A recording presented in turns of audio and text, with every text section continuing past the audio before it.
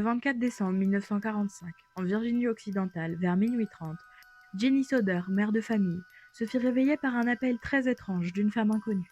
En allant se recoucher, elle se rendit compte qu'étrangement, les lumières de la maison étaient encore allumées et les volets encore ouverts. Une demi-heure plus tard, son sommeil fut encore interrompu par un bruit sourd sur le toit. Quelques minutes plus tard, la maison était prise par les flammes. Jenny et George, son mari, réussirent à sauver 4 de leurs 9 enfants. Et Maurice, Martha, Louis, Jenny et Betty, leurs 5 autres enfants, disparurent dans les flammes. Lorsque les pompiers arrivèrent, la maison n'était déjà plus qu'un tas de cendres.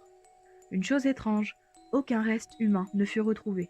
Pas d'os, pas de traces. Rien. Comme si les enfants s'étaient volatilisés. Très vite, les autorités se rendirent compte que quelque chose ne collait pas. Les lumières de la maison avaient continué de fonctionner pendant l'incendie. L'échelle, habituellement adossée au mur, avait disparu. Le camion de George refusait soudainement de démarrer.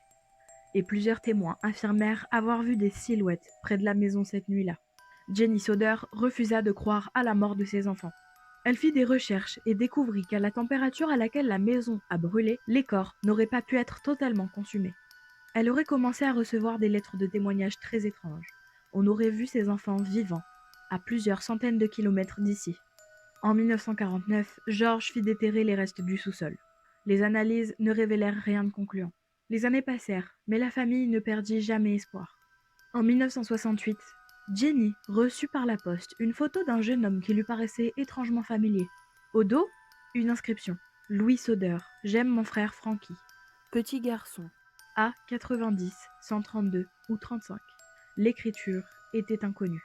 Certains pensèrent à un enlèvement, d'autres à une vengeance. En effet, George Soder, d'origine italienne, avait publiquement critiqué Mussolini, ce qui lui avait valu de nombreuses menaces.